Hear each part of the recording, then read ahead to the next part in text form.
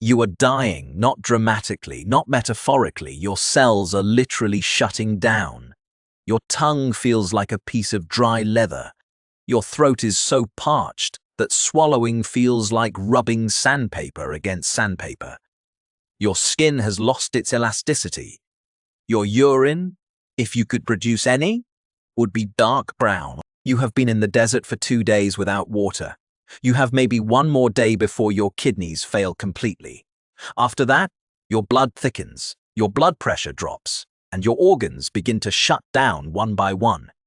Death from dehydration is not peaceful. It is a slow, agonizing system failure.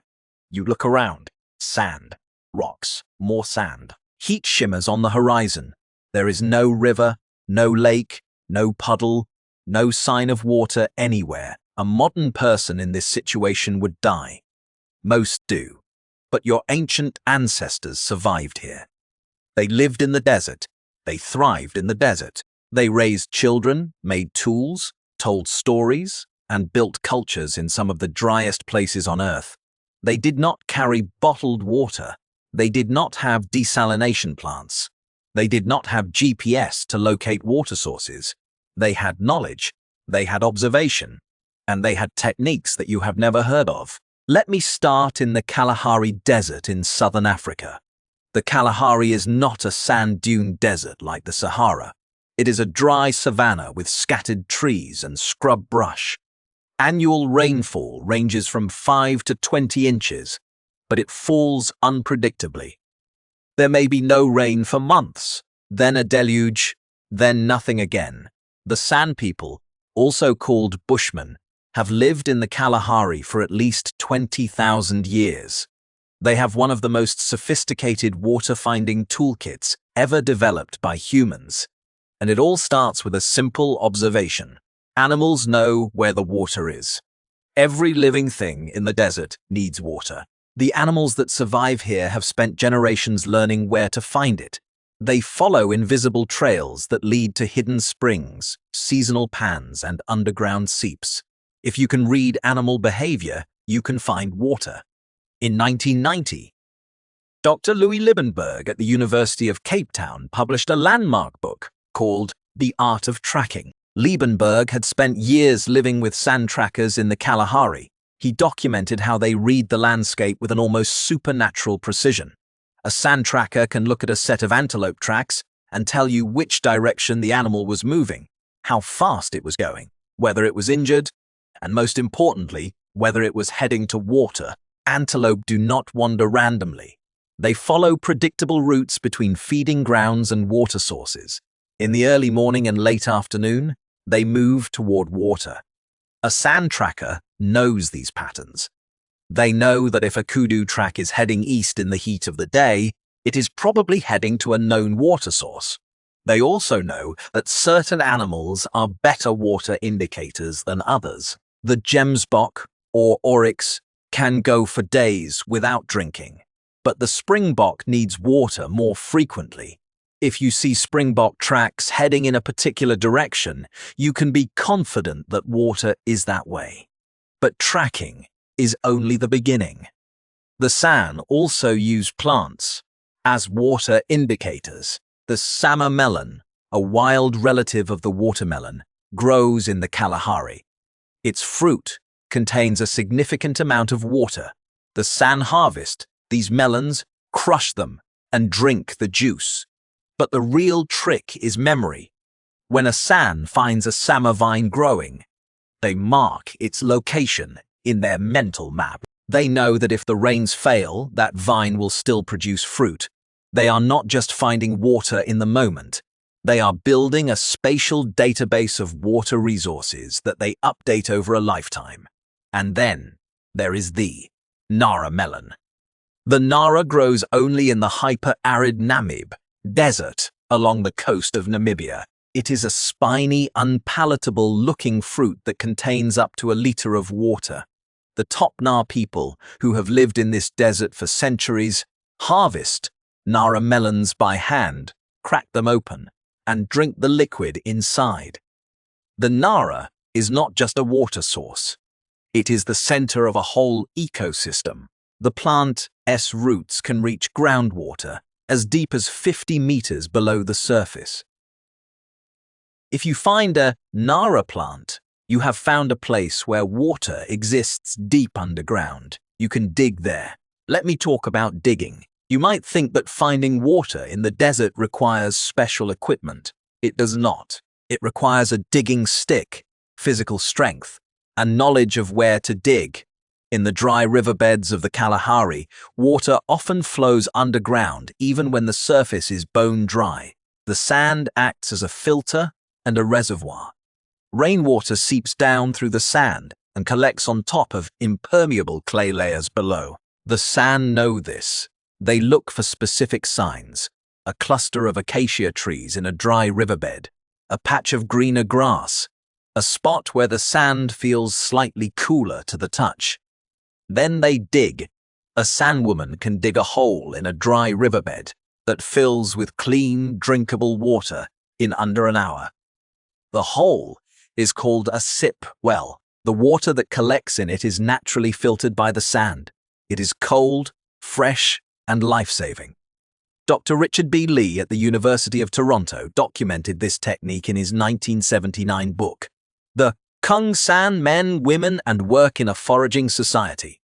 Lee spent years living with the Haiďom San in the Kalahari. He recorded that during the dry season, Haiďom women spend about 2 to 3 hours per Dalton, Yai digging and maintaining water holes. This is not a desperate act. It is a routine part of daily life. They know where the underground water is. They know how to reach it. They know how to protect it from evaporation and contamination. Now, let me take you to a different desert. The Namib Desert along the coast of Namibia is one of the driest places on Earth. In some parts, it receives less than half an inch of rain per year. But it has a secret: fog. Every morning, a thick fog rolls in from the Atlantic Ocean, pushed by cold currents. The fog blankets the desert for several hours before burning off in the midday sun. The moisture in the fog is enough to sustain life. Beetles, lizards, plants, and even humans have learned to harvest it. The fog-basking beetle of the Namib has a famous survival strategy. It climbs to the top of a sand dune at dawn, raises its rear end into the air, and lets fog condense on its hard shell. Droplets form, run down its body, and into its mouth. The beetle does not need rain. It needs fog. Ancient humans in the Namib learned the same trick. They dug shallow basins on the windward side of dunes and lined them with packed clay. The fog condensed on the clay surface overnight. By morning, enough water had collected to be drunk or scooped up. At the site of Nawas, an archaeological site in the Namib Desert dating to roughly 3,000 years ago, researchers have found evidence of these fog harvesting structures. Shallow depressions lined with clay positioned specifically to catch fog-laden wind. This is not accidental. This is a design technology for harvesting water from the air. Think about what this means. Someone looked at a beetle collecting fog on its back, understood the principle, and built a human-scale version of the same technology. That is not just survival, that is engineering. Now, let me go to the other side of the world. In the Atacama Desert of Chile, the driest non-polar desert on Earth, ancient humans developed a different water technology. They used a technique called fog nets. They stretched woven fabric, or netting, between poles at high elevation. Where the fog was thickest, droplets collected on the fibers ran down the net and dripped into collection channels below. The modern fog net is a Peruvian invention, developed in the 1960s and refined since. But the principle is ancient. Indigenous people in the Atacama were harvesting fog water long before European contact. The technology was already there. The modern version just made it more efficient. Let me shift from technology to biology. The human body itself has adaptations for water conservation. You have probably never thought about this, but your kidneys are desert-adapted organs. They can concentrate your urine to a notable degree, extracting and retaining water that other mammals would excrete. In 2012, Dr. Haiďom San at Washington University studied the total energy expenditure and water turnover of modern Hadza hunter-gatherers in Tanzania. He found that the Hadza, who live in a semi-arid environment, have a daily water turnover rate that is highly efficient. They can function on less water than an average Westerner. This is partly behavioral adaptation and partly physiological adaptation. Their bodies are trained to conserve water, but the most important adaptation is behavioral. Ancient humans in the desert did not drink water constantly throughout the day the way modern people do. They drank in specific patterns. They drank large amounts at water sources, often consuming several liters in a single session. Then they went without drinking for extended periods. Their bodies stored the water in their tissues and released it slowly.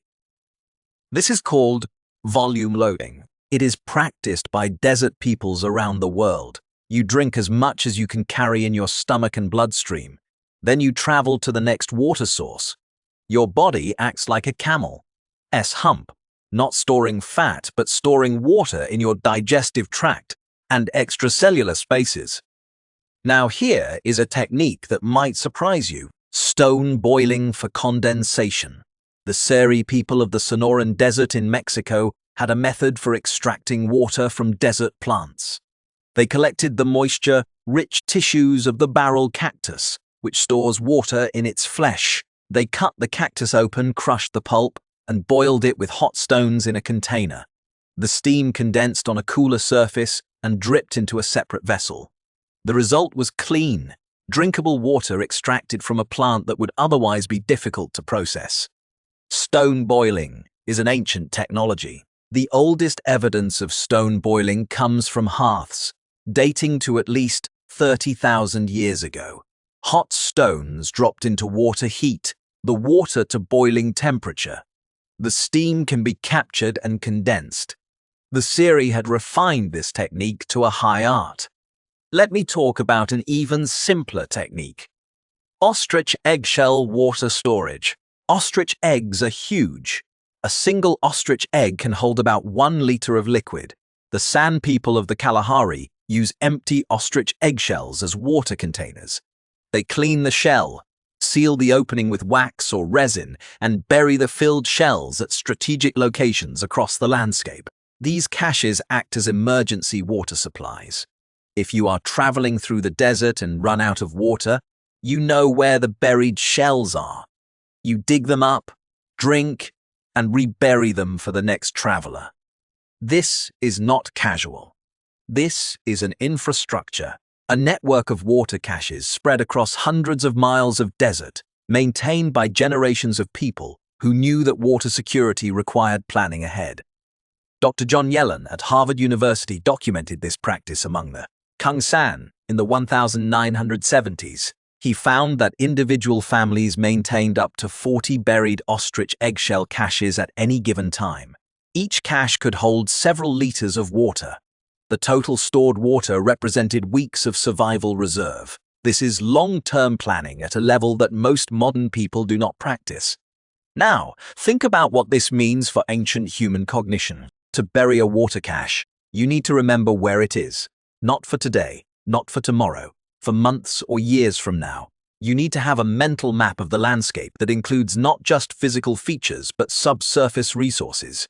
You need to plan your travel routes based on the location of these caches. You need to manage a resource that you may not need for a long time, but that could save your life if things go wrong. This is not primitive behavior. This is executive function. This is the kind of planning that requires a highly developed prefrontal cortex. Let me now talk about the social dimension of water finding. Water in the desert is not equally distributed. Some groups control access to permanent water sources. Others have to negotiate for access. This has been a source of conflict and cooperation throughout human history. Among the San, water sources are not private property. Anyone can use them. But the knowledge of where to find water is a form of social capital. People who know the location of hidden springs or reliable sip wells are valued members of the community. They are consulted before long journeys. They teach the next generation where the water is. The transmission of this knowledge is a critical part of desert survival. Children learn by accompanying adults on water-finding trips. They learn to read the landscape. They learn which tracks indicate water. They learn which plants store water. They learn where to dig. They learn how deep to dig. They learn when to stop digging and try a different spot. This knowledge is not written down. It is not recorded in any book. It is carried in human memory and passed from generation to generation through direct experience. A San child growing up in the Kalahari knows more about desert water than any textbook could teach. Now, let me talk about a different kind of desert, the Sahara. The Sahara was not always a desert. 10,000 years ago, it was a green savanna with lakes, rivers, and abundant wildlife. The people who lived there painted images of their world on cave walls. The Tassili N. Ajajo rock art in Algeria shows herds of cattle, giraffes, and hippopotamuses, hippos, in the Sahara. As the climate dried, the lakes disappeared and the rivers shrank. The people of the Sahara had two choices: leave or adapt. Many left, but some stayed. They adapted to increasing aridity by developing new water-finding techniques. They dug wells that reached deep into the ancient water table. They built underground irrigation channels called fogara, or chanat, that brought groundwater to the surface. They learned to read the dried-out landscape for signs of where water might still flow beneath the surface.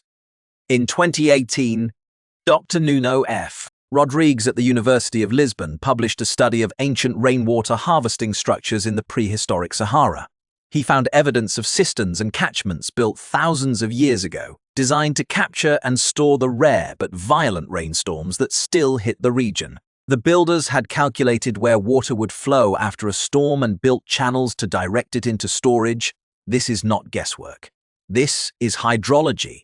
Ancient engineers understood watershed dynamics well enough to build functional water harvesting systems in one of the most extreme environments on Earth. Let me bring this back to you. You are sitting in a room with a glass of water next to you. You can drink whenever you want. You do not think about water. You do not plan for water. You do not dream about water. Water is just there, coming out of pipes, sold in bottles, available at any store. Your ancestors could not afford this luxury. Their entire existence was shaped by the search for water, where to find it, how to carry it, how to store it, how to protect it, how to share it. The need for water drove their migration patterns, their settlement choices, their social relationships, and their technological innovations. Every time you turn on a tap, you are benefiting from knowledge that took hundreds of thousands of years to accumulate. The water that comes out of your faucet is the end result of a journey that began with a San woman digging a hole in a dry riverbed with a stick. You do not have to find water anymore, but you are still carrying the brain of someone who did. Your thirst is ancient. Let me add something most people get wrong about desert survival. You should not drink cactus water. The popular image of a stranded traveler slicing open a barrel cactus and drinking the liquid inside is Hollywood fiction. The liquid in most cacti contains toxic alkaloids that cause vomiting, diarrhea, and further dehydration. Your kidneys cannot process it. Drinking cactus juice will make you sicker, not better. But ancient humans knew which cacti were safe. The saguaro cactus fruit, harvested by the Taono o Odom people of the Sonoran Desert, is not toxic. It is sweet and nutritious. The fishhook barrel cactus contains a milky fluid that the Seri people learned to process by boiling and straining. The key word is learned. Someone, thousands of years ago, tried different cacti, got sick from some, survived others, and passed that knowledge down. Trial and error over generations built an encyclopedia of desert edible plants that no single person could compile in a lifetime. Now, consider the sit-well technique in more detail. The San do not just dig random holes, they read the vegetation. Certain trees and shrubs have deep root systems that reach the water table. The shepherd S tree Bossia albatrunca, has roots that can extend more than 60 meters underground. Where you see this tree, water is almost certainly within reach. The San also look for clay termite mounds. In dry riverbeds, termites need moisture to maintain their mounds. If termites are active, water is close to the surface. A 2014 study by Dr. Sam Chalice at the University of the Witwatersrand documented how the San mark water sources across the landscape. They do not use signposts or cairns. They use bent branches, notched trees, and subtle modifications to the landscape that are invisible to an untrained eye but unmistakable to someone who knows what to look for. These markers are part of a communication system that spans hundreds of miles. If you know the code, you can follow the water trail from one end of the Kalahari to the other. Let me talk about seasonal water mapping. The San divide the year into distinct water seasons. The wet season, when surface water is abundant. The early dry season, when the pans begin to dry up. The mid-dry season, when only the deepest wells still hold water. And the late dry season, when everything depends on a handful of permanent springs and buried caches. Each season requires a different water-finding strategy. In the wet season, you drink from surface pans and do not worry about storage. In the late dry season, you travel only along known routes that pass by buried ostrich eggshell caches. You plan your movements months in advance based on where the water will be. This is not reactive survival. This is proactive resource management. In 1977, Dr. John Yellen at Harvard mapped the seasonal water sources used by a single Haiďom San group over a full year. He found that they used over 40 distinct water sources across an area of several hundred square miles. Not all at once.